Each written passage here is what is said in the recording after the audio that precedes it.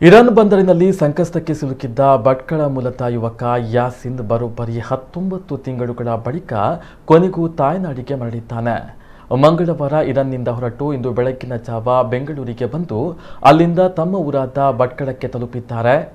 ಯಾಸಿನ್ ಸರಕು ಹಡಗಿನಲ್ಲಿ ಸಮುದ್ರ ಯಾನಗಾರನಾಗಿ ಕೆಲಸ ಮಾಡ್ತಾ ಇದ್ದು 2020 ಜನವರಿ 12ರಂದು ಇರಾನ್ ಬಂದರಿನಲ್ಲಿ ಇಳಿದುಕೊಂಡಿದ್ರು. ಕೋವಿಡ್ ಕಾರಣದಿಂದ ಹಡಗನ್ನ ಬಂದರಿನಲ್ಲೇ ಲಂಗರು ಹಾಕಲಾಗಿತ್ತು.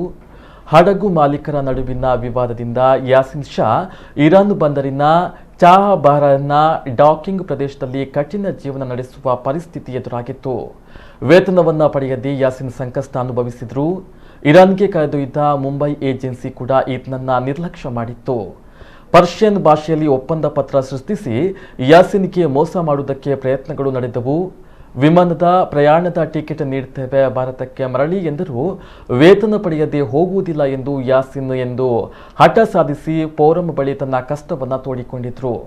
ಅಕ್ರಮವಾಸದ ದಂಡಕ್ಕೆ ಗುರಿಯಾಗಿದ್ದ ಯಾಸಿನ್ ಇರಾನ್ನಲ್ಲಿರುವಂತಹ ಭಾರತೀಯ ರಾಯಭಾರ ಕಚೇರಿಯನ್ನ ಕಂಪನಿಯ ಮಾಲೀಕರನ್ನ ಸಂಪರ್ಕಿಸಲು ಅಧಿಕಾರಿಗಳು ಏಮ್ಸ್ ಇಂಡಿಯಾ ಫೋರಂ ಸಂಸ್ಥೆಗೆ ಮನವಿಯನ್ನ ಮಾಡಿದ್ರು.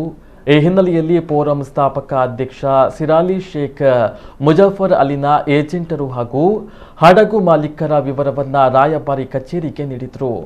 ಈ ದಿಸೆಯಲ್ಲಿ ಕಾರ್ಯಪ್ರವೃತ್ತರಾದಂತಹ ಪ್ರಧಾನಿ ಕಚೇರಿ ಹಾಗೂ ರಾಯಭಾರಿ ಮತ್ತು ವಿದೇಶ ವ್ಯವಹಾರಗಳ ಮಂತ್ರಿ ಡಾಕ್ಟರ್ ಜಯಶಂಕರ್ ಸಕಾರಾತ್ಮಕವಾಗಿ ಸ್ಪಂದನೆ ಮಾಡಿದ್ರಿಂದ ಇರಾನ್ನಲ್ಲಿ ಅಕ್ರಮವಾಸದ ಅಪರಾಧದಿಂದ ದಂಡನೆಗೆ ಗುರಿಯಾಗಿದ್ದ ಯಾಸಿನ್ ಕೊನೆಗೂ ಭಾರತಕ್ಕೆ ಮರಳುವಂತೆ ಮಾಡಿದ್ದಾರೆ.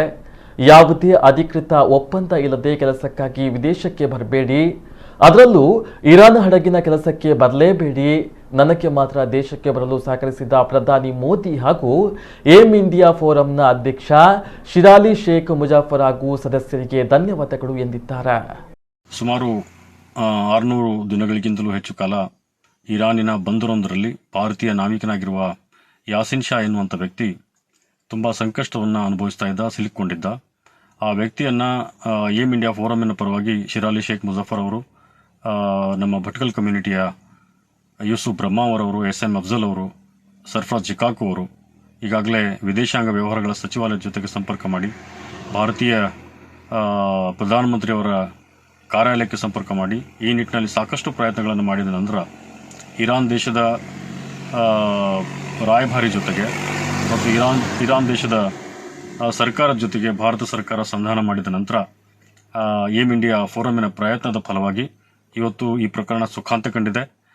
ಭಾರತೀಯ ನಾಗರಿಕನನ್ನು ಸುರಕ್ಷಿತವಾಗಿ ತಾಯ್ನಾಡಿಗೆ ಕರೆತರುವ ನಿಟ್ಟಿನಲ್ಲಿ ನಾವು ಮಾಡಿರುವಂಥ ಪ್ರಯತ್ನಗಳು ಫಲ ನೀಡಿವೆ. ಇದಕ್ಕೆಲ್ಲ ಬಹಳಷ್ಟು ಜನ ಸಹಕಾರ ಮಾಡಿದ್ದಾರೆ. ನಾನು ವಿಶೇಷವಾಗಿ ಭಾರತ ಸರ್ಕಾರಕ್ಕೆ, ವಿದೇಶಾಂಗ ವ್ಯವಹಾರಗಳ ಸಚಿವಾಲಯಕ್ಕೆ, ಜೊತೆಗೆ ಭಾರತೀಯ ರಾಯಭಾರಿ ಕಚೇರಿಗೆ, ಇರಾನ್ ಸರ್ಕಾರಕ್ಕೆ ನಾನು ಈ ಸಂದರ್ಭದಲ್ಲಿ ಭಟ್ಕಲ್ ಕಮ್ಯುನಿಟಿಯ ಪರವಾಗಿ, ಏಮ್ ಇಂಡಿಯಾ ಫೋರಮಿನ ಪರವಾಗಿ ತುಂಬ ಹೃದಯದ ಧನ್ಯವಾದಗಳನ್ನು ಸಲ್ಲಿಸ್ತೇನೆ.